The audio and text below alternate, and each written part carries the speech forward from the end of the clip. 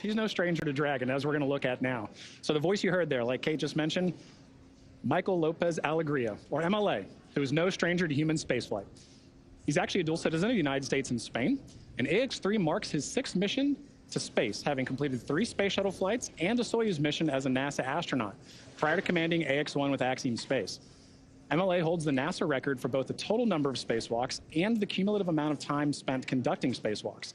In 2020, he was inducted into the U.S. Astronaut Hall of Fame, and today, when he's not in low Earth orbit, MLA serves as Axiom Space's chief astronaut.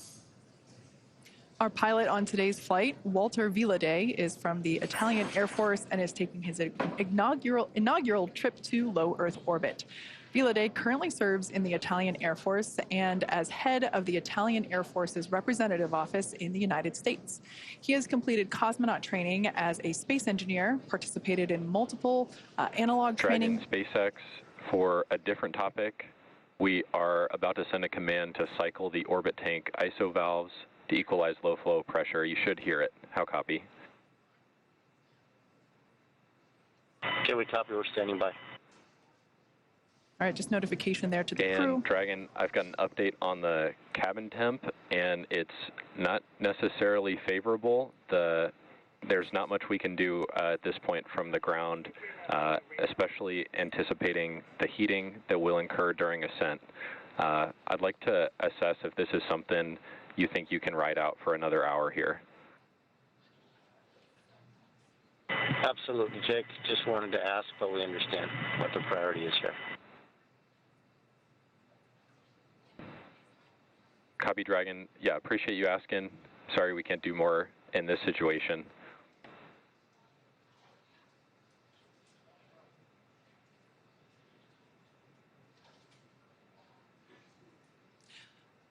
Back to Walter. He has completed cosmonaut training as a space engineer, participated in multiple analog training missions, and flown a variety of aircraft and missions as an active flight engineer in the Italian Air Force. This mission is significant for Italy in that it commemorates the 100th year since the founding of the Italian Air Force.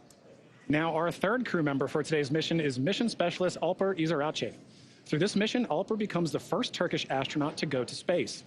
With 15 years of experience across a myriad of aircraft for the Turkish Air Force, İziraçe got his start in the Air Force Academy in Istanbul, Turkey, and earned a master's degree from the U.S. Air Force Institute of Technology. He then flew as a commercial airline captain for several years before returning to duty in the Turkish Air Force. This mission also marks the 100th anniversary of the founding of the Republic of Turkey.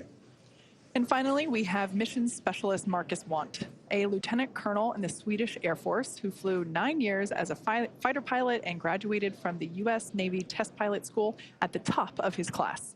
In November of 2022, Marcus was selected by the European Space Agency as an astronaut reserve. However, with this mission, AX-3, he becomes the first project astronaut in ESA's history, a new designation within their ranks.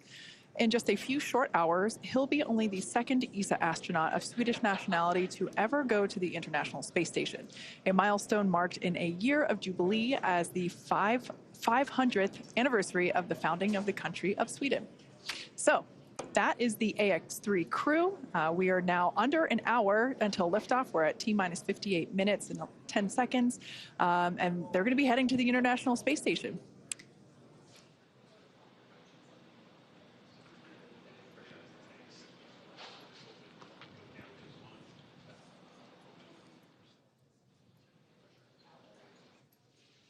All right, and with that, let's check in with NASA's Courtney Beasley. Thanks, Kate. I'm here in the International Space Station Flight Control Room at NASA's Johnson Space Center, where teams staff this room around the clock to monitor the crew and systems aboard the orbiting laboratory. And today, they're ensuring that the station is ready to receive Dragon and the AX-3 crew. Since NASA opened up the space station for commercial activity in 2019, the agency has continued to work with private industry to prepare for the future of low Earth orbit. Now, NASA's long-term goal is to no longer be a provider of low Earth orbit destination, but to be a customer, one of many, purchasing commercially owned and operated services. To ensure this path of tomorrow, we have to work together today. Enabling private astronaut missions on board the space station helps us to refine and mature the processes needed for the future, with NASA astronauts working side by side with private and national astronauts in a new age of science and discovery. And we take this next step together as we continue counting down to launch the AX-3 crew to the International Space Station. Now, it's an incredibly busy time in low Earth orbit and beyond, and NASA wants to scout the moon before returning astronauts. So next month, it will send several science experiments aboard Intuitive Machines' Nova-C lander, which will launch on a Falcon 9 rocket.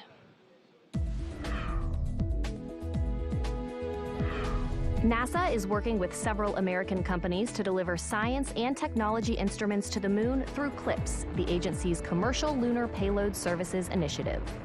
One of the companies is Intuitive Machines, which developed and built the Nova-C lander. Nova-C has 6 NASA experiments studying things like how sunlight charges the lunar atmosphere and how dust and gas particles will be affected by the spacecraft's landing on the moon's south pole. Its arrival on the moon would be the first robotic landing for the U.S. since the end of the Apollo program in 1972. CLPS will help NASA understand the moon's environment and available resources ahead of crewed Artemis missions. The program will land the first woman and the first person of color on the lunar surface, and then eventually send astronauts to Mars. That's your Artemis Moon Minute. Nova-C is expected to touch down on the moon next month, and you can watch live coverage of the historic landing on NASA TV and NASA Plus. Now let's check back in with John and Kate in Hawthorne. Thank you so much, Courtney. You know, it's such an exciting future we have to look forward to, and it doesn't really feel that far off. You know, every day behind us, all over the country, back in Houston, there's work happening to bring about this vision. Yeah, that's right. Even as we speak, SpaceX teams are preparing for our upcoming launch of the Intuitive Machines Nova-C lunar lander, known as the IM-1 mission. This will be the first SpaceX-provided launch of NASA's Commercial Lunar Payload Services Initiative, a key part of NASA's Artemis lunar exploration efforts. And down at Starbase, Texas, we're continuing to build, test, and fly Starship, the world's most powerful launch vehicle ever developed. It's a fully reusable transportation system that will transform how we access space because it's designed to carry a massive amount of cargo and large numbers of people to Earth orbit, the Moon, Mars, and beyond. We completed 2 flight tests last year, one of them you see here on your screen now, and 2024 is lining up to see even more Starships take flight. We're still in the testing phase, but things like flying rapidly, full system reuse, and on-orbit refilling will be key to building and staffing a viable moon base. And right now, we're gearing up for Test Flight 3, currently targeted for sometime in February. We're also building a second Starbase launch tower, which visualization you see there, and that will further increase Starship's flight opportunities. And this is, I love this. This is so cool looking. It's not that far off in the future. With our Starship Human Landing System, or HLS, we're part of the global team with NASA and companies including Axiom Space that will put astronauts back on the moon under the Artemis program. First, we're going to fly, and fly often on flight tests, one of which will be an uncrewed mission all the way to the moon. This will take place before the crewed Artemis 3 mission, which will be the first human expedition of the moon surface since 1972. Also in testing, our engineers are proving out all systems necessary to make a trip to the moon possible, like propulsion, life support, even the elevator that you see here that will take crew and cargo from the Starship hatch down to the lunar surface. It's literally a space elevator. That's awesome, Kate. And in addition to the launch and landing capabilities that you just mentioned, another essential component of the Artemis program is a spacesuit that is capable of executing a wide array of mission objectives. A spacesuit really is a spaceship. It's just a little smaller and in human form. So, in order to develop a lunar spacesuit that meets all of the objectives for Artemis, Axiom Space is building the Axiom Extravehicular Mobility Unit, or Axiom-U, back in Houston, Texas. Our next-generation spacesuit is built to provide greater flexibility and mobility, allowing astronauts to work on the moon in ways that were not possible 50 years ago. We've also put a strong emphasis on modularity, meaning that the Axiom-U suits will support a wide range of body sizes and types. From the hand-built soft goods to the life support, advanced avionics, and communication systems, this entire Axiom-U system is built with integrity and care from head to toe. And I'm truly honored to say that I'm a small part of that amazing team. Leveraging years of this human spaceflight experience and partnering with numerous industry leaders, Axiom Space is ensuring that the Axiom U allows astronauts to succeed on Artemis and beyond. There's so much to look forward to with this groundswell of focus on the moon. It's just incredible that humans are finally going back to the moon, and the efforts of SpaceX and Axiom get to play a vital role in that. I know. I love that we get to be a part of this in our generation, right? Like, this is what commercialization of space looks like. It takes cooperation, it takes coordination, and a lot of dedication. And AX3 is a critical step in demonstrating those core components. Absolutely. Now, for those that have just recently joined, we are now about 51.5 minutes away from launch. The clock continues to count down to the launch of AX3. So let's share some of the highlights of the day that got us to where we are now. Exactly. So crew wrapped up their quarantine phase, taking a flight from their quarantine facility at Kennedy over to Kennedy Space Center. You can see them there on the helicopter as they think about their flight and pass over the Cape. And what I think is really cool about this is they get to see their vehicle from this perspective too as they come in, right? Yeah. And at this point, you know, they're going to touch down, they're thinking about their mission, and then they get to wave to their families. They get to see, they haven't seen them in so long, they get to wave to them, have a final goodbye. And at this point, this is where we really hand over to SpaceX to complete the rest of the day. Yeah, absolutely. Man, look at those smiles. Everyone is excited, as they should be. Yeah. So after they arrive and after they're handed over to the crew, they go through a series of events such as putting their suits on. Obviously, they take a ride up to, oh, here we can see there. This is the moment where they walked out of the Falcon support building. This is where our SpaceX suit-up room is located. They stand here, do another wave. Really, this was the first opportunity that we got to see the crew in their suits today. Got in those Teslas and drove up to the launch pad, which is about roughly a half mile away from where those doors are. I'm always curious what music they're listening to during this ride. You can see here that they are pulling up to the launch pad, 2 Teslas. We have the crew split in half there with some closeout team members that obviously help support them. We lovingly refer to them as the ninjas because we see them all around assisting the crew in things like getting into or ingressing the capsule. So here, this is one of my favorite moments of launch day when they get to see their rocket up close. And man, just thinking about the fire that's going to come out at the bottom there in just under an hour. Yeah, and at this point you can see our commander and our pilot walking down, as well as Marcus and Alper to their Dragon capsule before they get in. Yeah, so at this point in time, that side hatch is closed. We had the post-ingress crew briefing, and we heard great news. We heard that the weather is looking good. I think the exact words were, weather is great, and that everything is healthy. So both Falcon 9 and Dragon vehicles are ready to go to space, just like the crew. Excellent recap, Kate. All right, well, it's important to remember that this crew has not walked this path to flight alone. Earlier today, they waved to their friends and family before suiting up, as we just saw, but that wasn't the first round of cheers that their families had for them. To the whole crew of Axiom Mission number 3, this is the Saab flight test team that would like to wish you a safe and fantastic journey up to the International Space Station. Hello from Turkey. Have a safe space flight. Good luck. Ciao papà, buon viaggio. Siamo con te, amore. Siamo tanto orgogliosi di te, papà. Ti vogliamo bene. Ciao. Greetings, Commander Mike and AX3 crew from your ASTM family here in Philadelphia, Pennsylvania. Your dedication to exploration and discovery inspires us all. Sevgili Alper, iyi yolculuklar.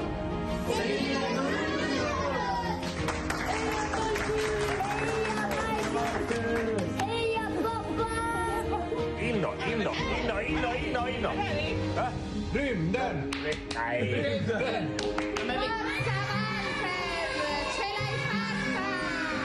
Enjoy every second of it.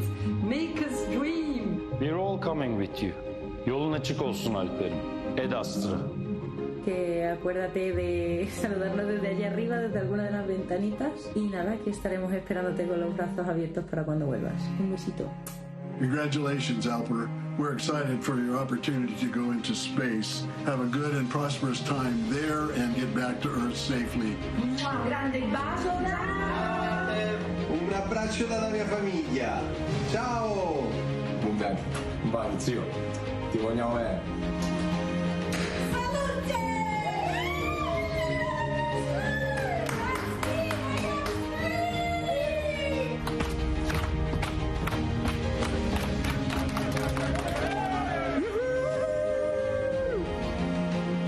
you the best of luck and have fun on this life-changing mission. Hey, AX3 crew. Listen, you guys are about to have a lot of fun. Be sure you get in the cupola a lot. Call home. Actually, call all your friends. And just be sure you tie your sleeping bag down well. I ended up somewhere else one day. It was a hoot. Anyway, have fun. Ad Astra. Enjoy. See you when you get back.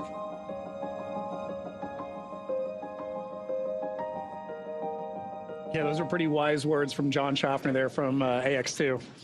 Yeah, it's just so fun to see everybody's cheers. Space really is for everyone, including everyone that loves the people going to space. And operators on countdown.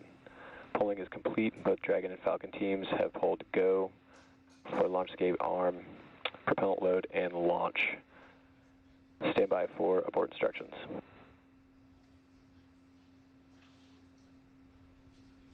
T-minus 45 minutes. Both control rooms go into lockdown and remain in that state until the launch escape system is disarmed. All operators are to remain at their console and maintain a sterile cockpit until MD confirms successful disarming of the launch escape system following orbit insertion or propellant offload in the event of a scrub. For non-urgent no-go conditions, brief the CE or LD and they will approve aborting the countdown. For urgent issues affecting the safety of the operation, operators shall call hold on the countdown net. Launch control will abort the launch auto sequence immediately and proceed into launch abort. At T-minus 10 seconds, launch control will be hands-off and relying on automated abort criteria for the remainder of the count. Operators advise the launch director whether structural breakup or fire is imminent or occurring per Dragon manual escape flight rules.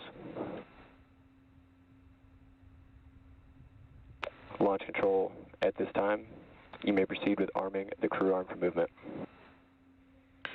Launch control copies, proceeding with arming crew arm for movement.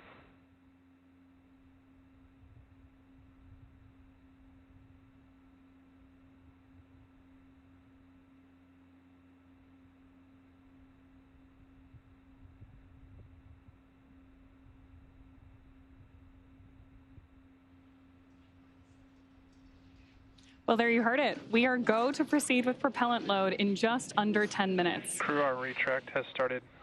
And we are beginning to retract that crew access arm. Both the Falcon 9 and Dragon are go for launch. Wow, great view of that on your screen right now.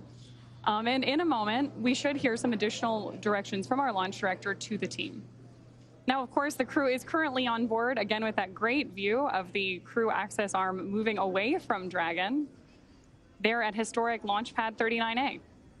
So now the range continues to be go for launch, and we're monitoring the clearance area around the launch pad, as well as air and sea space around the flight corridor.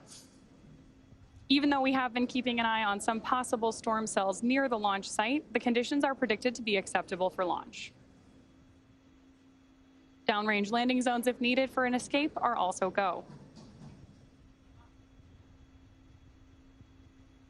Now, the full retraction of that crew access arm is expected to take about 2 minutes and will be followed almost immediately with the arming of the launch escape system. Crew arm retraction is complete. There is confirmation that that's complete. And with that, I'll hand it back to you, Kate.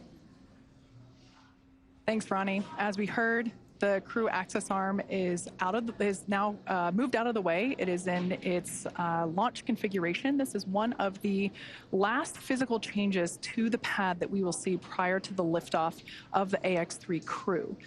The next milestone that we have coming up will be arming of the launch escape Dragon system. SpaceX, with that, you are go for Section 6, close visors, and arm launch escape system. SpaceX Dragon in work. All right, so right now the crew is activating the launch escape system. They're using the tablets there, the touchscreen in front of them. This system is the first of its kind escape system. It provides the escape capability all the way to orbit. It is our SpaceX Dragon visors closed, arming launch escape system. SpaceX copies. We take every measure possible to ensure the crew has options at all times, including an escape in the worst of scenarios. It is our most solemn duty to make sure the crew gets home to their families. And we're here now seeing the like we said, the crew is activating the launch escape system.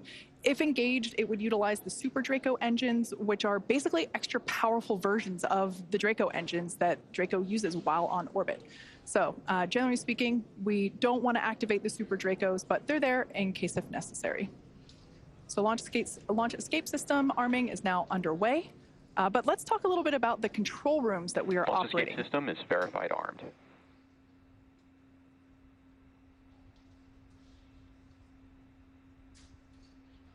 All right, there we heard the call out telling us that that launch escape system is now activated. So here, this is our mission control center, and here just behind us, actually, at SpaceX headquarters in Hawthorne, California. We also have launch control at Firing Room 4 at Cape Canaveral. That team is responsible for monitoring Falcon 9 throughout the countdown and the launch, whereas here, mission control is responsible for close monitoring of the crew and Dragon every step of the way as the spacecraft orbits the planet along its customized flight path. On console, or on headset, as we say, are a number of key positions who are monitoring the health of the vehicle and the crew. The mission director, call sign MD, as you'll hear out on the nets, that person's responsible for mission success and is in charge of the room. You'll also hear a specific role dedicated to communicating to the AX3 crew. We've heard from this individual a couple of times already today. This is Jake Vendel today. This is the crew operations and resource engineer, call sign CORE on the nets. The other positions are focused on things like software, propulsion, navigation, avionics, life support systems, and ultimately communications with the ground segments. SpaceX team members will also rotate on and off to ensure that we have 24/7 coverage of crew and Dragon for the entire duration of the mission, all the way through splashdown. So fun fact, we also have a crew supporting the NASA Crew 7 team in an adjacent control room just next door to this one. So yeah, we have 24/7 coverage for all Dragons up at the space station. That's awesome, Kate. And on that note, for Axiom Space, teams in Houston, as you can see there, coordinate mission support at Axiom Mission Control Center, or MCCA, as you can see on your screen.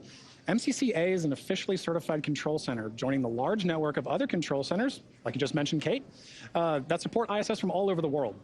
From this secure facility, teams have live access to voice, video, data, all of that streaming from the ISS, and can work alongside their NASA counterparts to run on-orbit preparations and monitor every aspect of the mission in real time, 24/7, for the duration of the mission. Now, this room is led by what we call an AXL, or Axiom Operations Lead. And around the room are also additional supporting flight controller positions that are each responsible for different aspects of mission support. That includes things like research, communications, medical, integration and stowage, and timeline operations. This is a significant step in our journey to expand access to low Earth orbit, as it is only the 12th ground segment partner for the ISS program. And through this facility, we are providing our customers and the global community a front row seat to the work being done on station. Yeah, as you can tell by the names like CORE and AXL, these are really important roles, and everything else kind of flows around them as the center point in those leading those operations, whether it's on the Axiom side or the SpaceX side. So as we await our T0 in just under 39 minutes from now, the ground operations teams are doing a series of system checks to make sure both the Dragon and Falcon are ready for launch. Let's take a look at what the ascent portion of today's mission will look like.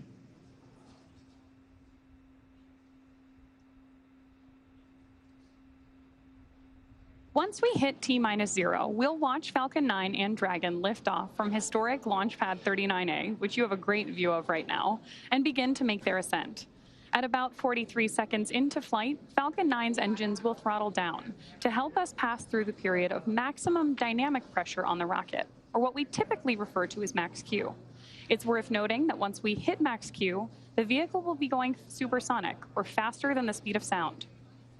Once we are through the period of maximum dynamic pressure, we can throttle up our Merlin engines again. From there, at about 2.5 minutes into flight, we have a series of 3 events that happen in rapid succession. First is MECO, or main engine cutoff. This is where all 9 Merlin engines shut off in preparation for stage separation. Stage separation is where the first stage detaches from the second stage, with the first stage making its way back to Earth for landing, as the second stage continues on its journey with the third event. That's second engine start 1, or SES1, where the Merlin vacuum engine on board stage 2. Expect loud venting from the vehicle in 30 seconds. where the engine on stage 2 lights up and propels the second stage, along with our AX-3 crew and Dragon, into orbit. As stage 2 heads towards its targeted drop-off orbit, stage 1 will execute 3 burns in order to make its way back to Earth. The first is the boost back burn, where 3 of the Merlin 1D engines will reignite and shut down. This heads the first stage back to Cape Canaveral. The second burn, or the entry burn, helps slow the stage down in preparation. Falcon 9 tanks are venting for the start of propellant load. Second burn, or entry burn, helps to slow the stage down in preparation for that entry back into the Earth's atmosphere. And about 90 seconds after Dragon gets into orbit, Falcon 9 will land back on Earth. The landing burn will bring the vehicle speed down rapidly in order to land back on land near the launch site about 8 minutes into the mission. And while that first stage is heading back to Earth, the second stage will cut off its Merlin engine that was ignited right after stage separation. Once this happens, we'll wait for confirmation of a good orbital insertion. Then, Dragon will begin preparations to separate from the second stage. About 3 minutes after the second stage reaches orbit, we should have a great view of Dragon with its 4-person crew drifting away from stage 2. Once Dragon is a short distance away, it will begin checking out its Draco maneuvering thrusters to make sure Dragon continues to increase separation distance from the second stage. The nose cone deploy sequence will initiate just before T plus 12 minutes and then finish around T plus 15 minutes. This will expose Dragon's docking mechanism in advance of its arrival at the International Space Station. For us, these Dragon missions are important for safely flying astronauts so they can conduct scientific research and other activities in space, but also because they are laying the foundation for the future where more people from more countries all around the world will have an opportunity to travel to space, whether it's low Earth orbit, the moon, Mars, or beyond. In the history of human spaceflight, less than 700 people have ever been to orbit. At SpaceX, we want to help create a future where not just hundreds of people, but thousands and ultimately millions of people can travel off Earth to live and work in space and on other planets. Last year, we flew 6 Dragon missions. This year, we could launch up to 8 missions, including 5 or 6 human spaceflight missions, and that's only going... Propellant load has started. All right, right now we just heard the call that Falcon 9 has begun loading its propellants, liquid oxygen, and RP-1 rocket-grade kerosene, so good news there. As I was saying, this year that could include 5 or 6 human spaceflight missions, and that's only going to increase in the future. Thus far, we've only launched crew missions from Launch Complex 39A, which is what you see on your screen now. However, to support our growing manifest of Dragon missions, we've recently made some new upgrades to our other Florida launch pad, Space Launch Complex 40, which you see there with a brand new crew access arm being lifted. We're on our way to having 2 launch pads capable of supporting human spaceflight missions, meaning we'll have more opportunities to fly people on Dragon to orbit. If you're interested in helping us advance the future of human spaceflight and potentially fly on a future Dragon mission, check out spacex.com/human spaceflight to learn more.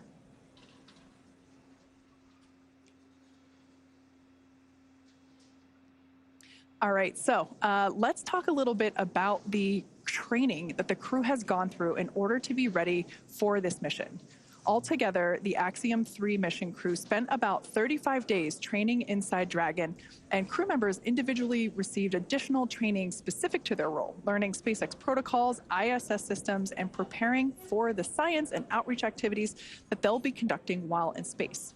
Private astronaut training is rigorous. To prepare the AX-3 crew for their mission, our teams here at SpaceX have spent the last several months teaching the crew about orbital mechanics, how to live in microgravity, and running simulations of full missions from inside our Dragon training capsules. The training program includes nearly 100 different lessons covering all aspects of flight. And if you're thinking it's kind of hard to tell what's the true training and what's the real capsule, that's true, because they're pretty much identical, and that's the point. The team also spent time at the launch pad, in the suit-up room, and working through emergency procedures that would be necessary in the unlikely event of a pad abort scenario. So let's take a further look at this crew in action. Exactly. The crew spent extensive amounts of training time in historic Building 9 at the Johnson Space Center, learning from certified instructors on all critical systems necessary to ensure a successful stay aboard the orbiting laboratory. The team even prepared for unlikely emergencies, like you mentioned, Kate, and learned how to provide first aid in a microgravity environment. Additionally, they learned how to prepare food and make selections for their meals, as well as how to is learning other mission control positions and how mission control operates to better ensure that mission success during their flight. They also had a chance to familiarize themselves with the gear that will enable them to document their trip, their research, and help them connect with those back on Earth during their outreach events. ESA and JAXA also played a critical role in cruise training. Each module on orbit has its own nuances, so gaining insight into the specialties of their racks and modules is necessary, especially for this mission. Extensive training on station navigation, on-orbit familiarization, emergency response, and repetition of walking through processes and procedures all help the crew maximize every second that they have during their flight. Simulating science research, operations, and even discussing how to sleep in space are all necessary lessons on the path to mission readiness. Now, the National Outdoor Leadership School, or NOLS, provides very unique Earth-based experience for many astronauts before they fly. This is really a bonding experience for the crew. It can't be overstated how much teamwork factors into every aspect of their flight together, and this training in particular aims to thoroughly establish that. They also focus on survival skills, resilience, leadership, equally as important as followership, and overall teamwork to ensure they really are more than just passengers on the same rocket. The camping and outdoor adventure provides a solid foundation for the team to build on throughout their training. NOLS was definitely a highlight of this crew's preparation and training, and you can hear it in their voices and see it on their faces when they talk about their bond with each other. Now, you can't truly experience flying into space until you fly into space. But some really unique tools have been developed to provide the closest experience possible. An altitude chamber can challenge the body with oxygen deprivation in a controlled and safe manner, while Stage 1 cryo-helium load has started. While human-sized centrifuges send the crew members for a spin to simulate the G-forces that they'll experience on launch and re-entry. It can be a bit nauseating, but it does help the crew know exactly what to expect on launch day. Now, at the end of it all, a mission patch is celebrated, and it is hung in a tradition since the earliest days of spaceflight. So fittingly, as AX-3 heads to the International Space Station, the crew had the chance to be present for the patch-hanging ceremony of their mission patch in Building 9 on that module in Johnson Space Center. Spaceflight is a serious business, but moments of levity and celebration like this help everyone pause and reflect on the incredible accomplishments being achieved every day. No matter how many patches join a canvas like this one, each one is incredibly special because of the people who make it possible. The crew, and those here on Earth supporting each mission. So now for more on each crew member's portfolio, we're going to send you out to the Kennedy Space Center with Sonia Gavankar-McKay, the Axiom Space Director of Digital Strategy, who is joined by Axiom's Chief Scientist, Dr. Lucy Lowe. Building on the success from AX-1 and 2, now 3 has over 30 experiments, and some of them returning customers. Lucy, good to have you back. This is one of my favorite parts of the pre-launch broadcast because we get to talk about all the science that's happening. There's so much happening. It's over 350 hours of research, which is great. But do we think like this is going to help us here on Earth? Does it really? Absolutely. So everything the crew is doing, it has huge benefits, not only for spaceflight and advancing exploration goals for humanity, but a lot of the research they're doing is really based on benefiting humans down here on Earth, whether it's healthcare, medicine, different kinds of technology applications. Everything they're doing has really tangible benefits to science and technology back down here on Earth. If you had to summarize each of the country's portfolios, how would you do that? Italy, give me some words. They are doing some fantastic technical applications for the Italian Air Force, and they are doing some really advanced biomedical research as well with some of their companies that they're working with. Excellent. Turkey, it's all about bringing all of Turkey together. Exactly. Turkey has a truly national portfolio. They have everyone across the country getting involved, from researchers at universities all the way down to school children. ESA and Sweden, what's their portfolio looking like? ESA has a very strong focus on research for advancing technology for exploration. So they have lots and lots of really cool technology demonstrations that are going to help human exploration in space in future. And tech demos as well. Do you as chief scientist, is that tech demos a different thing, or is it then research, or all part of the same wonderful pot? They're very much part of the same pot. So all the technology demonstrations that take place are built on a lot of research, and they often feed into future research that will take place to keep crew safe or to benefit human health here on Earth. Okay, so let's dig in a little bit deeper, starting with Italy. They have the ISOC services for the ISS. Tell me a little bit more. Yes, so this is a project from the Italian Air Force, which is the Italian Space Operations Center, where they've developed some software that's actually going to be analyzing analyzing debris in space. Which is a huge problem. It's a huge problem. We need to know where stuff is going and stuff is flying so that we can make sure that the space station is out of the way of those kinds of impacts. So that software is also going to be doing some space weather forecasting to help keep crew safe in future. Space weather forecasting? Yes. Looking at different kinds of space weather from solar flares, for example, that can actually release damaging radiation that can not only damage human cells, but can also damage the electronics in a spacecraft. So you want to avoid that when you can. Makes sense. Beta amyloids aggregation updated. Yes. This is about Alzheimer's research. Exactly. So beta amyloid is a protein that aggregates together. It forms clumps. It forms amyloid plaques that are found in the brains of humans with Alzheimer's. If we can understand how those aggregates form better, which we can use microgravity to really investigate that, then we can gain insights into Alzheimer's disease and how this terrible neurodegenerative disease can form, or potentially how we could even treat it. And you talked about that weather forecasting, which is part of radiation. That's a big part. So briefly tell me about the Italian portfolio with radiation research. Exactly. So they have got some light ion detector hardware that they have built that is going to be analyzing the real-time radiation risk from this kind of space weather. And we also have some companies that have got some advanced materials that they've developed that is designed to shield from some of this radiation in future. Okay, let's talk about the country of Turkey's research portfolio, the Turkish Space Agency, otherwise known as TUA.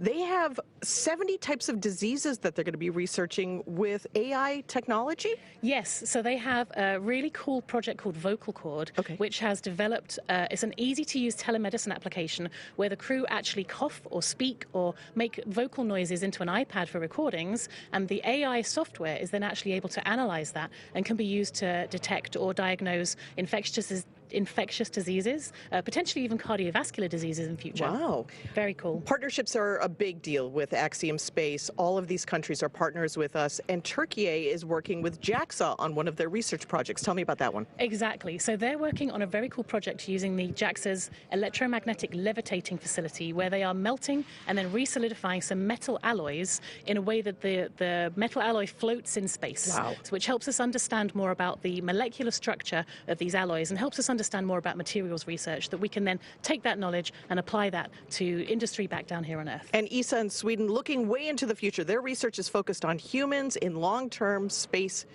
situations. Tell me about their research projects. Exactly. So one of their projects is called Orbital Architecture, which is a really fun one. They're investigating what the effect of the very busy and crowded environment of the International Space Station is, not only on crew cognitive function, but also on the crew's stress responses and also their neural responses. So yes, as you can see, that the ISS is very, very busy up We there. were talking about that. It seems very crowded. It's very crowded. So this investigation is going to be understanding in different parts of the space station. For example, if you look out the window, if your stress response goes down, do you then perform better in space? And how can we then apply those technologies not only for future spaceflight, but also for engineering and building design back down here on Earth? There's also a great one on Simon. Now, my question is, Simon, is it more like HAL or TARS? So it's a bit more like TARS, because I'm a big fan of The Martian. But yeah, so Simon is the crew interactive mobile companion. Here he is flying through space. So this is an AI-guided tool that is free flying on station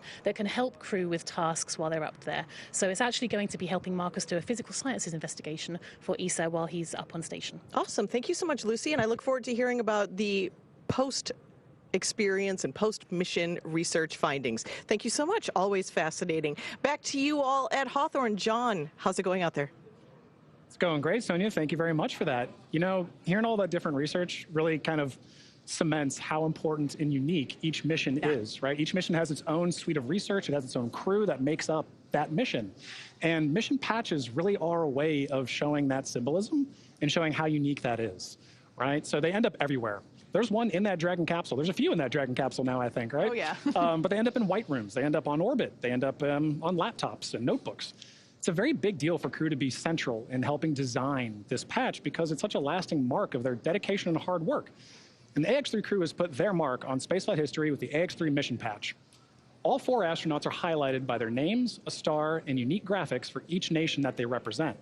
With the commander, Michael Lopez Alegria, holding dual citizenship, 5 national flags mark the top edge. The destination, the International Space Station, is the anchoring element in the middle. And interesting to note, the ISS resembles pilots' wings. So it should be no surprise, given that all 4 members are indeed pilots. Along the bottom of the patch, we see the mission's motto, the phrase plus ultra, in Latin meaning further, beyond. So together, all of this builds on the mission's theme of exploration and its slogan, exploring further without borders. Yeah, like you said, they do end up everywhere. My personal favorite place is there inside the capsule. There's 2 patches in there, one from the Crew 4 mission and one, of course, from the AX2 mission, which also took this capsule to space. So I think it's safe to say that we're going to be flying so much that we are going to potentially run out of space for patches. Put them on the back of the seats, maybe. Yeah. Now, the SpaceX teams have SpaceX has teams all across the country supporting our missions in key roles, and they're in key locations such as our mission director, our core or crew operations and resource engineer, which you see there on your screen now. And these people are very important.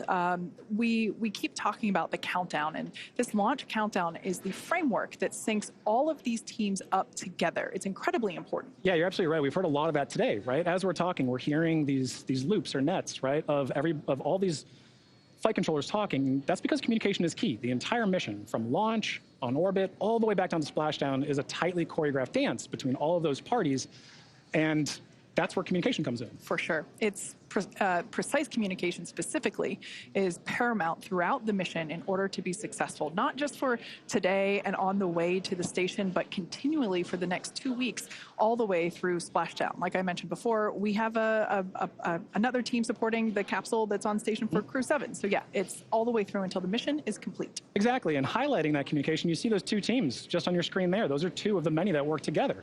So to help facilitate that comm, Axiom Space is connected with that entire network of participants through MCCA in Houston, our mission control center at Axiom headquarters. That's what you see on the right there. And from SpaceX, NASA, and other international space agencies and researchers, we can talk together. So there are teams monitoring and participating in this mission around the world, including mission controllers in Japan and across Europe. When you all add it up, it really is a truly international endeavor. Yeah. Now, speaking of international, let's check back in with International Space Station Mission Control Center at NASA's Johnson Space Center. Courtney, how are things looking over there? Hey, Kate. The space station team here in Houston is focused on the critical systems on the station, all continuing to function as expected ahead of launch. The teams have verified the command path from the ground up through our constellation of communication satellites to the station, and everything is looking good, and the station will be ready to receive Dragon Saturday morning. Now, once the AX3 crew arrives at the station, there will officially be 7 nations aboard the station. They will be greeted by the Expedition 70 crew, NASA astronauts Andy Mogensen, Jasmine McBelly, and Laurel O'Hara, Roscosmos cosmonauts Konstantin Borisov, Oleg Kononenko, and Nikolai Chub, and JAXA astronaut Satoshi Furukawa. And once Dragon is fully docked to the station, the team here in Houston will assist the Axiom Space and Space Station astronauts with leak checks as they work to open hatches on both the Dragon side and inside the station's pressurized mating adapter. We expect hatch opening to take place approximately 2 hours after docking. Flight directors Diane Daly and Diana Trujillo are on console now, leading flight controllers for launch, and flight director Judd Freeling will lead teams for docking on Saturday. Mission control in Houston is go for launch. Now with that, let's connect with Sonia at Kennedy Space Center.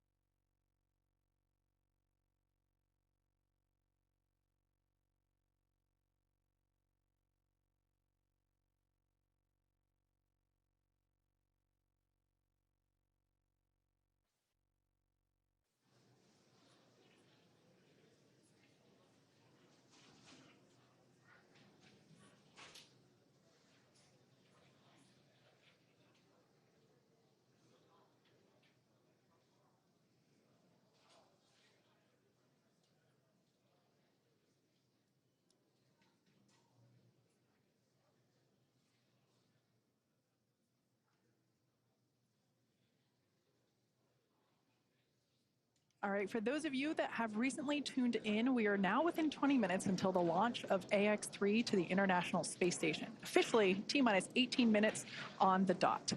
We've had a pretty clean countdown so far today. As I mentioned before, this launch countdown is the framework that syncs everybody together. We have teams in Houston, here at SpaceX headquarters in Hawthorne, California, of course at the Cape itself, firing room 4, and everything is proceeding nominally. The reports that we heard earlier during the post-crew ingress briefing was that the weather was great, although we can see here on our screen a little cloudy, but we see some blue skies through there, so love to see that. We also heard that the team was working no major issues. Both Falcon and Dragon remained healthy. At T-minus, I believe it was 35 minutes, T-minus 35 minutes, we began prop load or propellant loading. We now see some of these white clouds billowing from the vehicle. This is totally normal during this propellant load phase.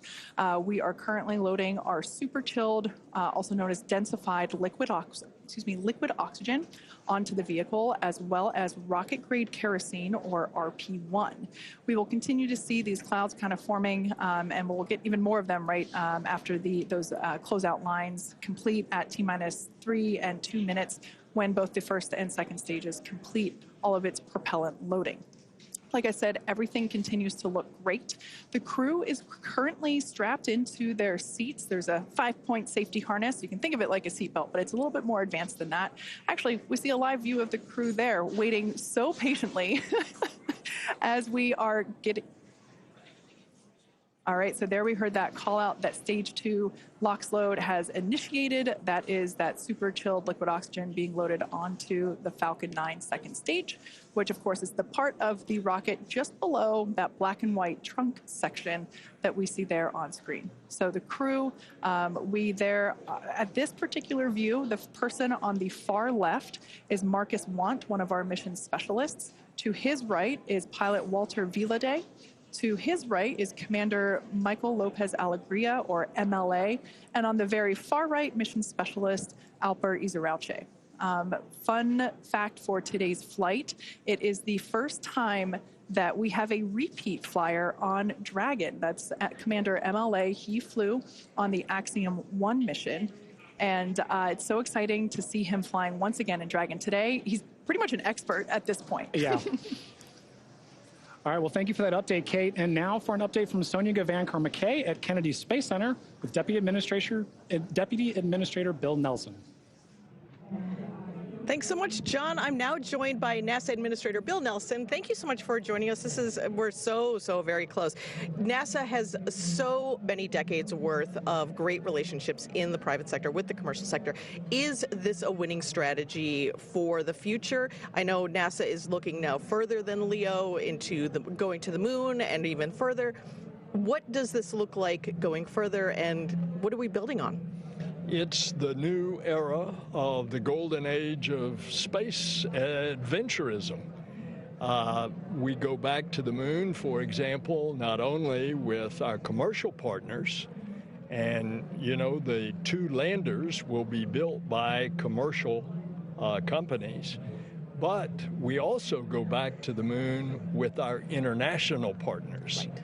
And that's quite a difference from a half-century ago when we first went to the moon. And that's the way that our space flight is in low Earth orbit as well. Look at the international cooperation on the space station.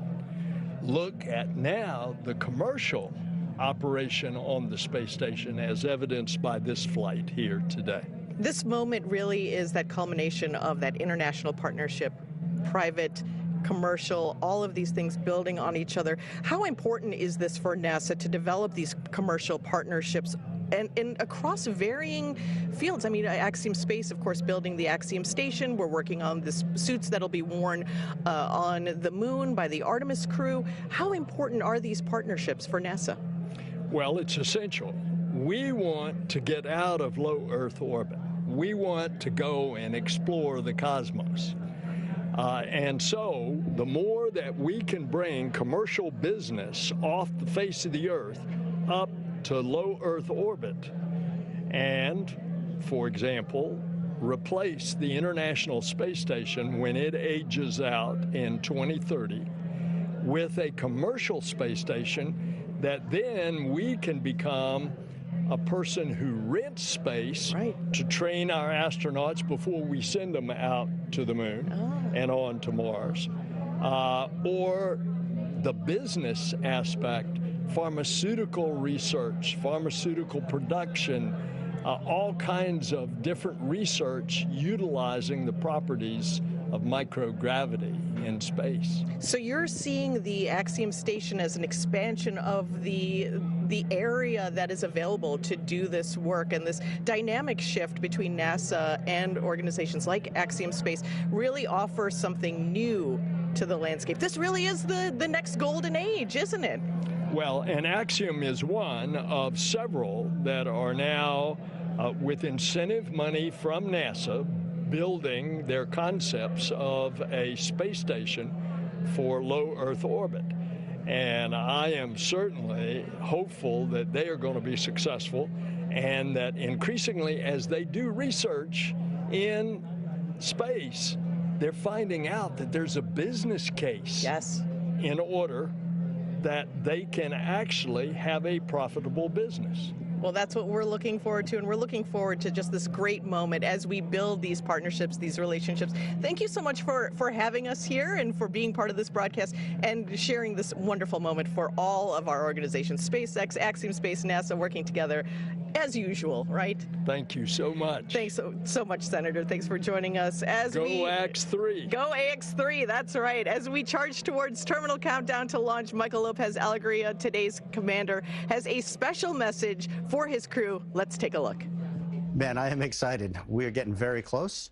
As we get to these last few minutes, I want to make sure we take a second to thank the training teams that got us here, that prepared this very professional team of astronauts to go to the International Space Station on this very historic mission. First, the NASA teams, both at Johnson Space Center in Houston and at Marshall and Huntsville, Alabama.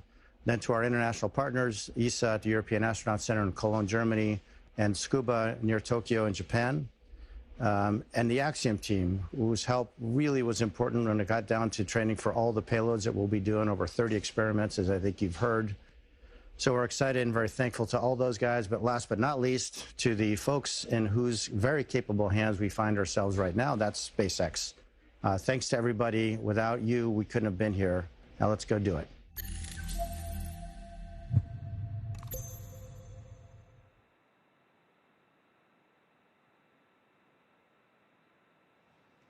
Great view of our AX3 crew there, strapped in and ready for liftoff just over 10 minutes from now. Dragon SpaceX, confirmed crew displays are configured for launch.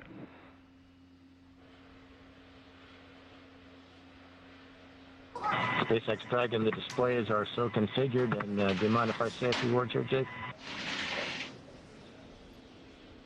MLA, I do not mind at all. You've got the floor. So first I want to thank our partners who had the vision and the conviction to help Axiom open access to humans to low Earth orbit, and they are the Italian Air Force and its various ministries of its government, the Space Technologies Research Institutes of Turkey, TÜBİTAK, and the Turkish Space Agency and its ministry, as well as the Swedish National Space Agency in tandem with ESA. And I also want to thank the team. If you're listening to this through an earpiece sitting in Hangar X and Launch Control or in Hawthorne and Mission Control, you're on the team. And the same is true of people who'll be sitting at those consoles and consoles just like them, and Mission Control in Houston and the Payload Operations and Integration Center in Huntsville. Same is true for all the trainers that helped us get where we are today with the crew ready to launch. And of course, the engineers, technicians, managers, and executives who, over decades, designed, assembled, and are now operating the most complex vehicle in the world that we have the privilege to go visit. Same is true for the visionaries who conceived and developed this amazing rocket that we're sitting on and the beautiful and capable capsule that we're sitting in. And if you're in the Rescue Ops Center, you guys are on the team. And of course, so are our friends and families who have given us their love and support from the very first step of this journey. And last but not least, the team at Axiom Space, the people who have poured their blood, sweat, and tears into this. So the four of us that are lucky enough to man the good ship Freedom at this point are humbled to be on the team. We're grateful to our teammates, and we are go for launch. Plus ultra. Copy all, Mike. As we just ticked through T-minus 8 minutes, I'll let you know you've got a whole bunch of people rooting for you here and indeed all over the world. Godspeed, Axiom 3.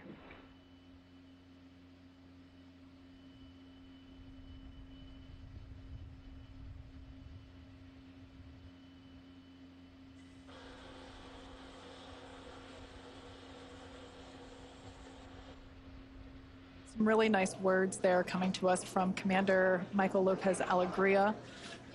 We are now approaching 7 minutes until liftoff of the AX-3 crew. The next event that we'll hear is that Stage 1 engine chill has begun.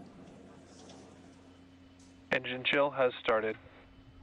And just on time, that call out tells us that we are now flowing a little bit of the super chilled liquid oxygen through the engines, through those turbo pumps to help bring the temperature down of that hardware.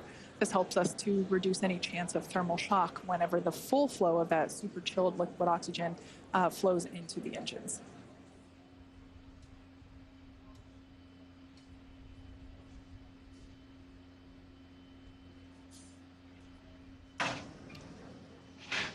LOX load continues for Falcon 9.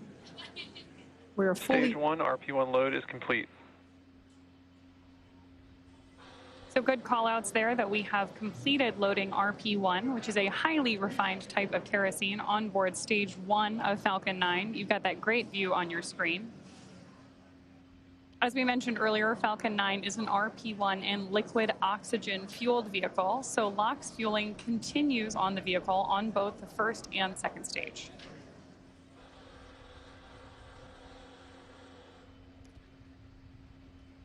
Blue skies there at the launch site. We're launching out of pad 39A at Kennedy Space Center.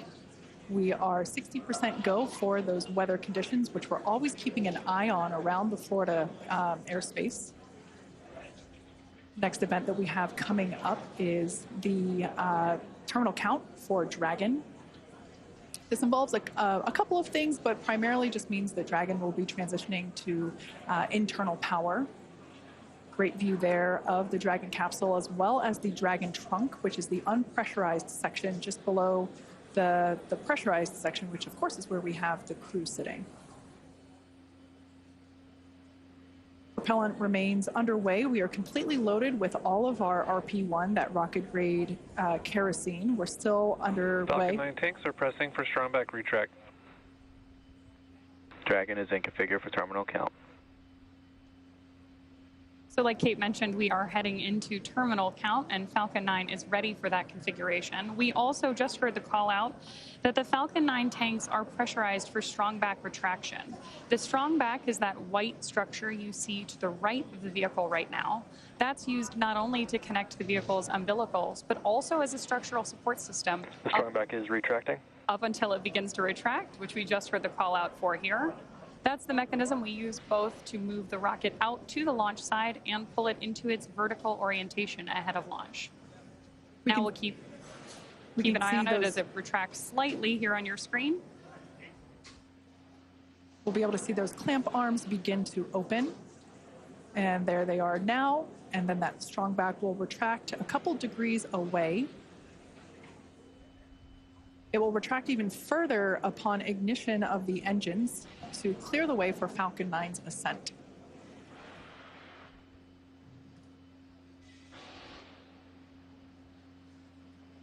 As I mentioned before, RP1 is completely loaded onto the vehicle. We're still loading liquid oxygen onto the first and second stage.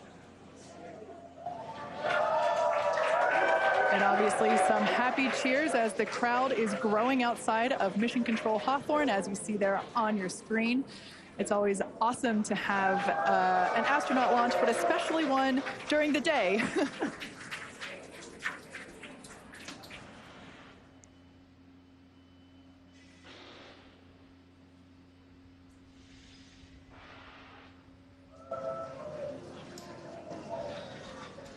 Stage 1 LOX load is complete.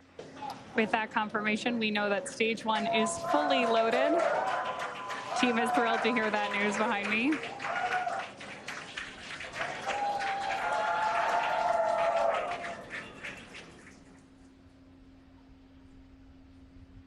At liftoff, stage 1 combined between that RP1. Dragon is in terminal count and is on internal power. There is confirmation that Dragon is on internal power and headed into the final minutes of our countdown.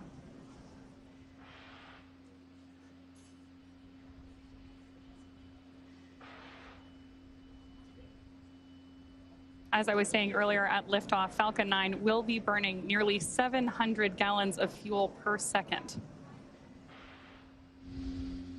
Great views there, too, of our crew inside Dragon, awaiting liftoff just over 2 minutes from now.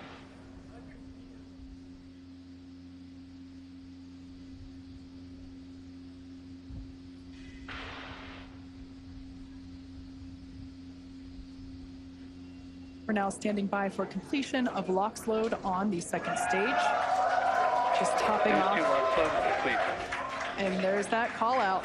And more cheers from our crowd here at Hawthorne, California. Dragon is in auto idle. Confirmation there that Dragon is in auto idle. Wow, great view of 39A on your screen right there as we head toward launch. Gas close-up started. Expect loud venting. Call out to our crew there that loud venting is expected.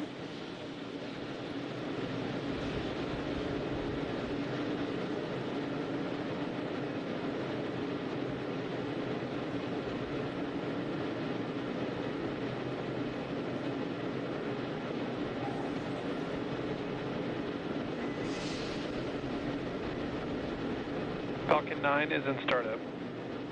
There's that Dragon is in countdown. confirmation that Falcon 9 is in startup and Dragon is in countdown, which means that the vehicles are now controlling the final seconds as we lead up to liftoff. Dragon, SpaceX, go for launch. And there's confirmation from our flight director. Go for launch. We are go for launch. T-minus 30 seconds.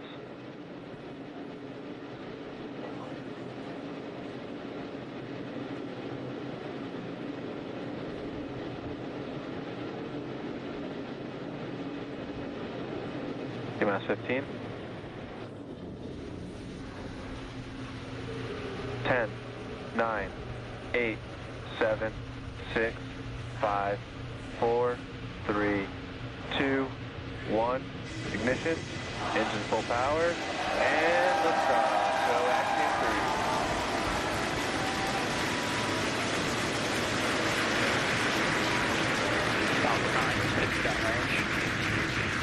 3. Further beyond, opening the door for more to follow. Godspeed AX3. Stage 1 propulsion is nominal.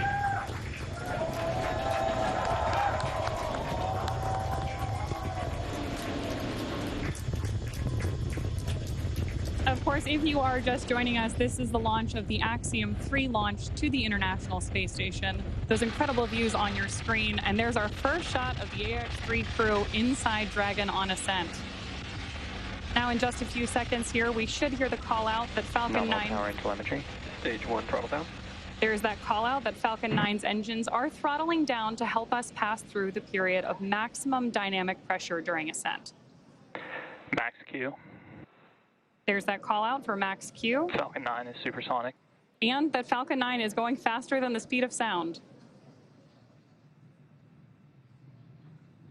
Now, at this point, we will begin to throttle Falcon 9's engines back up. Stage 1 throttle up. There's that call out for mission control as well, as our AX3 crew continues on their way to space.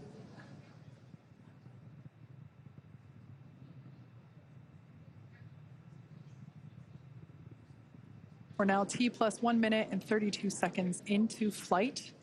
The next event we have is MVAC chill, similar to what... MVAC chill underway. There's that call telling us that, again, we're flowing a little bit of that super chilled liquid oxygen. Stage 1 Bravo. Copy 1 Bravo.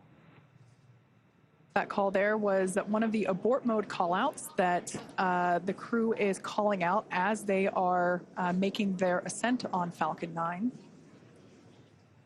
Now, we're less than 30 seconds or a few seconds away from 4 events that will happen in rapid succession. Main engine cutoff, or MECO, as it's there on the bottom of your screen, stage separation, ignition of the first stage engine, and the first stage's boost back burn.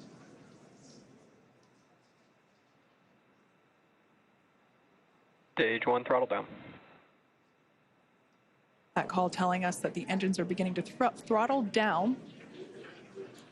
MECO. Stage separation confirmed.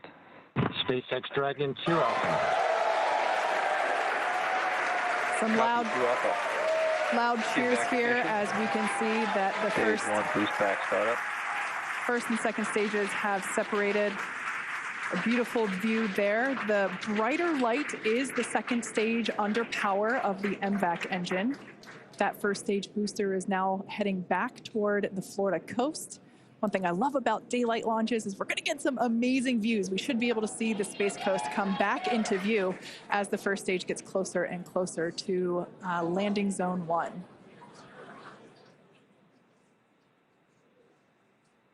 Note that that first stage is actually still coasting to its apogee. So it's about, as you can see there on your screen, 114, 115 kilometers above the Earth's surface. And it's going to keep coasting for a little bit. Beautiful view there on the right-hand side of your screen of that MVAC engine. Boost back shut down. All right, that boost back burn has concluded on the first stage. Everything looks nominal with the second stage trajectory. Everything also looking good. Dragon, SpaceX, trajectory nominal. Everything looking good on the first stage as well as we see those grid fins begin to deploy. SpaceX Dragon loud and clear.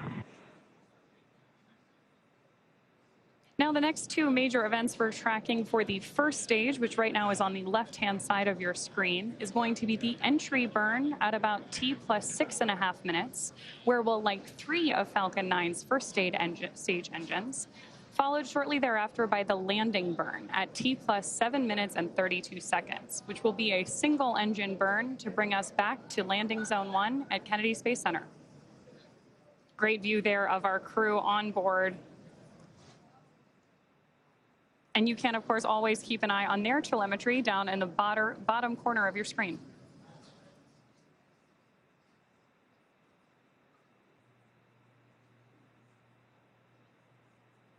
At this point, we should be just about 1.5 minutes away from that entry burn Dragon, start. SpaceX, trajectory nominal. Good call-outs there that we continue on a nominal trajectory with Dragon. SpaceX Dragon, we copy. And acknowledgement from the crew. These are incredible views on your screen right here. Again, the left-hand side of your screen is stage 1, making its way back to Florida. And stage 2, you see that MVAC engine burning, taking our AX-3 crew to orbit.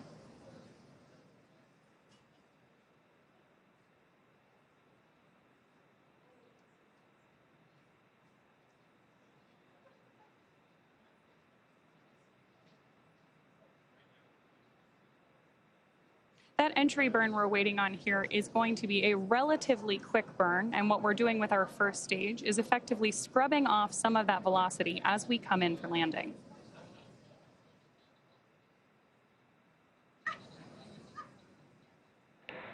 Dragon, SpaceX, trajectory nominal.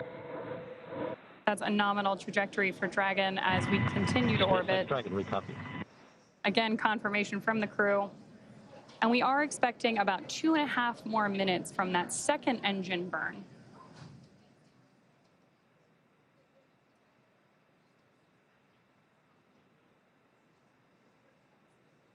Stage 1 entry burn startup.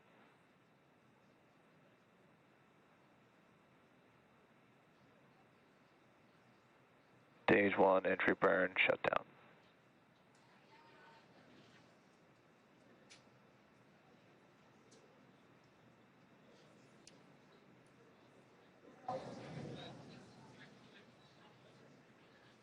As we heard the call out, that entry burn has concluded. The next burn will be the landing burn. As I mentioned before, we're heading back to landing zone 1. We're going to come through the clouds right now. Dragon, SpaceX, trajectory nominal. Everything continues to look nominal for SpaceX Dragon, we copy. For the second stage there on the right-hand side of your screen. These views really are breathtaking. Such clear, crisp views of both the first stage on the left and the second stage on the right. Right through with these clouds should be our first view. Once again, there it is. Just like magic, we see landing zone 1. Crowds cheering here at SpaceX Mission Control Hawthorne as we tune in to see if we stick the landing.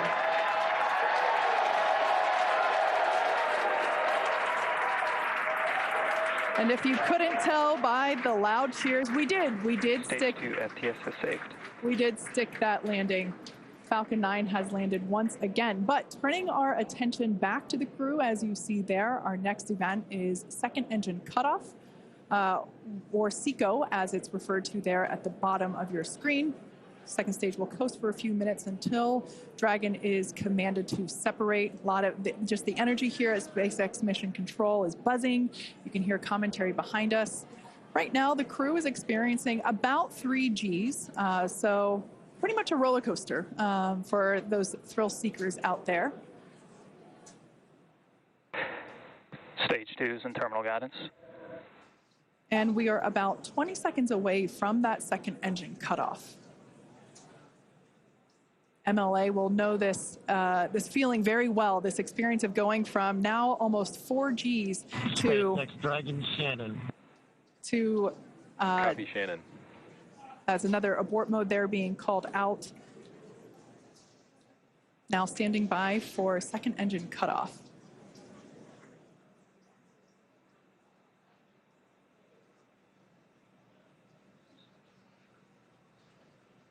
Invex shutdown.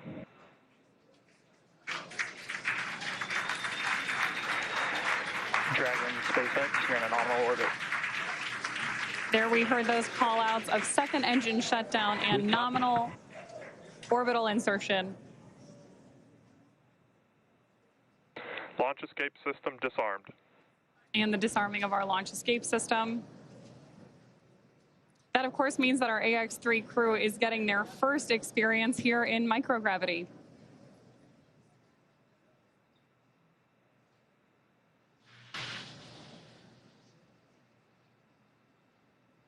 Right now, Dragon is performing a series of onboard checks to ensure that we're ready to begin actuating those Draco maneuvering thrusters on board the vehicle.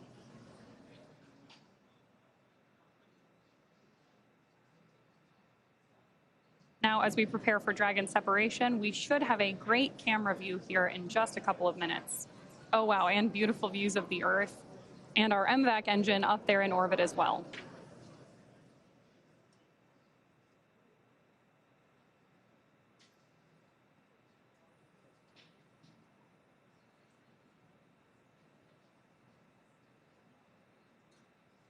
Views there as we await that separation.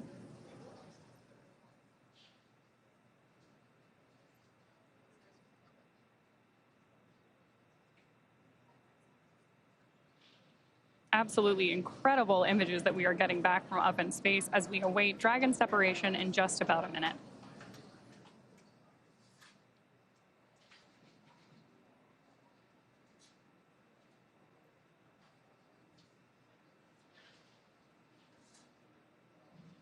More views there of our AX-3 crew on board Dragon.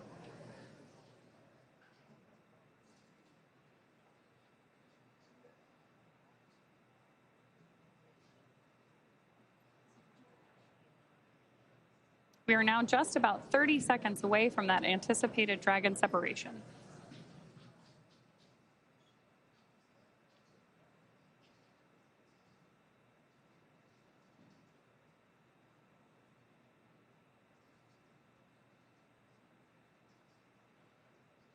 Starting to see the crew there play a little bit with the fact that they are operating in microgravity.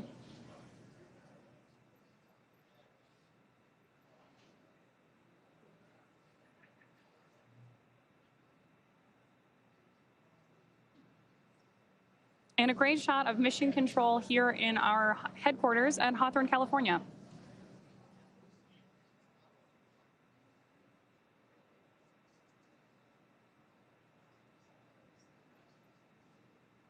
This camera view here is taking a look at Dragon. What we're waiting for is nose cone deployment, among other things, which, as Kate mentioned earlier, there we go.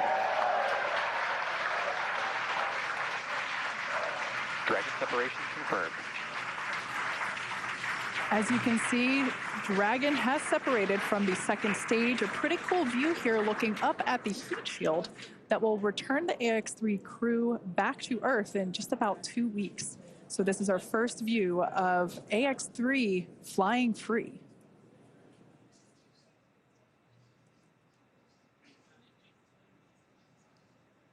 The next physical change that we will see will be the deployment of the nose cone. That will take... Dragon, this is the SpaceX Falcon team. We want to congratulate you on a great ride to orbit. I think you're demonstrating the ultimate in reuse, a reused Commander, a reused Dragon, and a reused Falcon. Or maybe flight experience is a better word. Enjoy space. And Axiom 3. No, Durston. As I was saying, it's a team sport. Thank you, guys. And Axiom 3, this is your launch director here. Walter, Alper, and Marcus. Congrats, welcome to your first flight on Dragon. Mike, on the other hand, welcome to the Dragon Frequent Flyer Club. I imagine you'll have enough miles to qualify for platinum status after this flight. Godspeed, Axiom 3, cheers. Mark, thanks to you and your team. We're very grateful up here. So some back and forth between the AX-3 crew as well as AX-3 Chief Engineer Bill Gerstenmayer, who, oh, I heard the ping. That is our first Quindar tone of AX-3. Fun fact, Bill Gerstenmayer was actually chief engineer on AX-1, which is the mission that MLA was also commander of. So if you want to talk about reuse, we also have some reuse on our side as well. We also heard some nice words from launch director Mark Soltis. So just some really nice communication from both the Falcon team and the Dragon team to the AX-3 crew. And with that, our AX-3 crew is in orbit and on their way to the International Space Station. Obviously, great views of the crew there. And now mission control, again, that's... SpaceX Dragon. Jake, any chance you could encode one of the centerline cameras? We could watch the nose cone. The crew's getting right into it. I love it. Dragon, we copy on the request.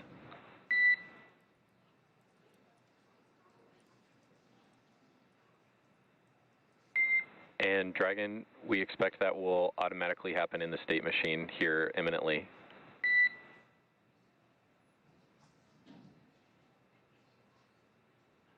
So with that, we are going to throw it back over We see Hook's still traveling. Okay, we stand by.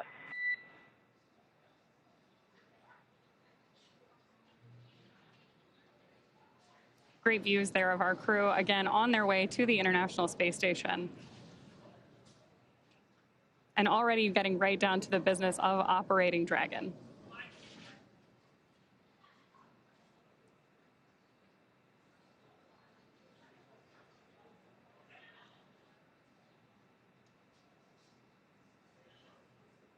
You can still see a huge number of our team gathered behind mission control. Dragon, SpaceX, we see nominal dehumidifier activation and service section Draco checkouts. And confirmation that we're getting nominal checkouts of those Draco thrusters on board Dragon. Copy, Jake. And for your awareness, we have visors open. Crew are well, feeling well. Copy, great news.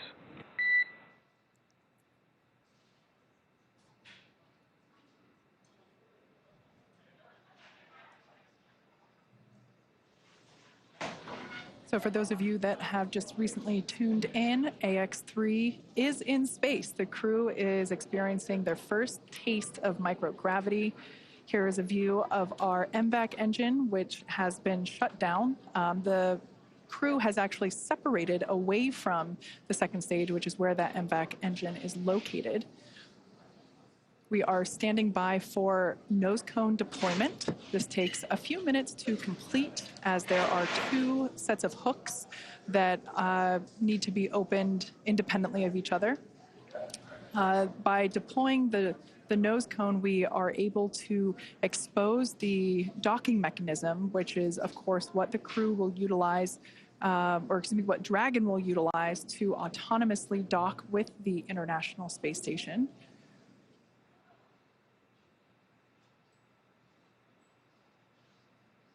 Overall, it was a pretty smooth flight all the way through countdown to liftoff. We're now approaching 17 and a half minutes into flight.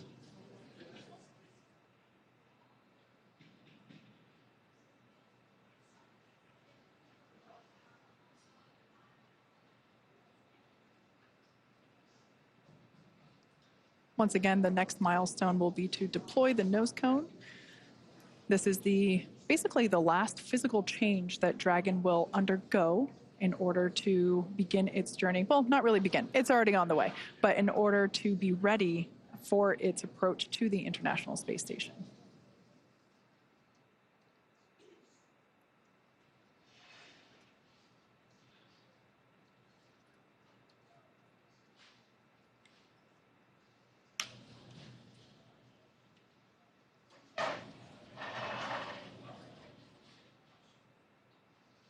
All right, so it's hard to see at the moment because the camera is still close to the hardware, but this is the nose cone opening. Slow and steady wins the race.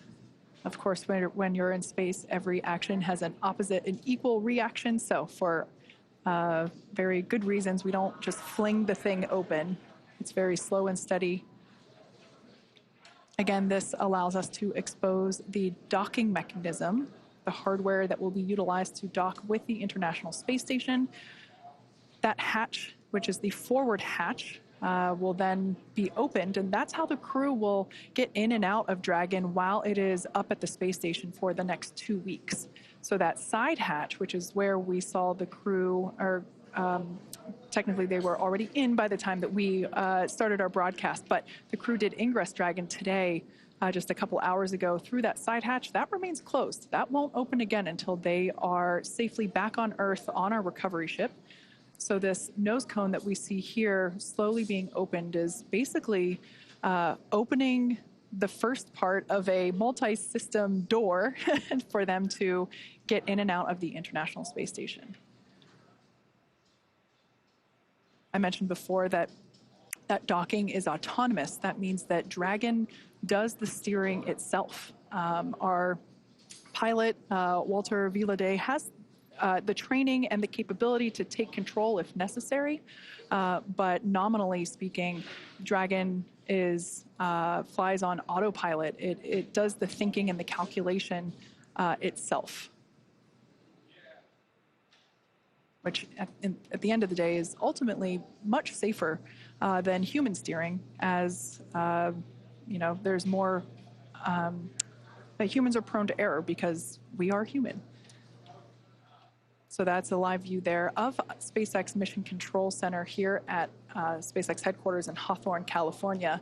It is in the middle of our workday, so of course, many folks have returned to their positions, their desks, their job, and they are continuing to do what we do best, and that's build spacecraft and rockets and send people to space, just like we have done today. So with that, let's check in over with Courtney, who is standing by at the ISS Mission Control Center in Houston. Courtney, how are things looking over there? It's over to you. Hey, Kate, everything is great. What a beautiful launch today. And with today's successful launch of AX-3, the teams at NASA's Johnson Space Center will be monitoring Dragon's flight to the International Space Station over the next 36 hours. NASA's role in this journey really kicks in at a period called Integrated Operations, where Dragon is much closer to the station. At this point, NASA, SpaceX, and Axiom Space teams are all in lockstep to get the crew safely docked. The teams here are preparing for a docking docking of AX-3 to the station on Saturday morning. For now, that will be it from us in Mission Control Houston, and we'll be back with you Saturday for docking. And for now, we'll send it back to you, Kate and John. Thanks, Courtney. And we did hear that we had nominal opening of the nose cones, so that is great news. Yeah. Now, over the next 30 hours, 30 plus hours really, Dragon will execute a series of burns to gradually raise and line up the AX-3 crew for docking with the International Space Station and what we refer to as the activation and rendezvous phase of the mission. In just a few minutes, the crew will change out of their spacesuits and get a little bit more comfortable for flight, and something that would be my favorite part, enjoy their first meal aboard the spacecraft. Over the course of their flight, they will have a rest period that will last for about 8 hours. Before they arrive at the space station, we will have 2 potential opportunities to chat briefly with the crew on orbit, one around 3:15 p.m. Pacific and another around 6:20 p.m. Pacific. Dragon SpaceX, environments look good for suit doffing, and the cabin camera is soon to be configured. Your go for suit doffing. Copy, we'll put 4.012 in work. All right, so that call out there just saying that the crew is clear to take off their suits. As I had mentioned, they're able to get a little bit more comfortable for the upcoming journey. Now, we were talking about some on-orbit opportunities to chat with the crew. While we are hopeful that one of those opportunities will work out, neither opportunity is guaranteed, as they are unfortunately dependent on both crew schedule and ground station coverage. However, if we are able to support, we'll make an announcement on our social media channels no later than 15 minutes before the event start time.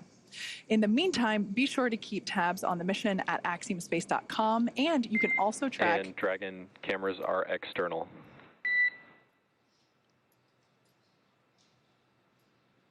You can also track Dragon's flight on spacex.com/launches. Right, like you mentioned, Kate, even if we aren't able to talk live with the crew, we will continue to provide updates on the mission across our social media channels. And then, as Dragon and the AX-3 crew approach the International Space Station early on the morning of January 20th, we will pick back up with our live joint coverage of the AX-3 crew's docking to station with NASA. So please keep an eye on Axiom and SpaceX social channels for updates, as there will be plenty of incredible moments to share with you over the course of their mission. So from all of us at Axiom Space, thank you SpaceX, thank you NASA, and thank you for tuning in. This is just the beginning, and we hope to see you soon.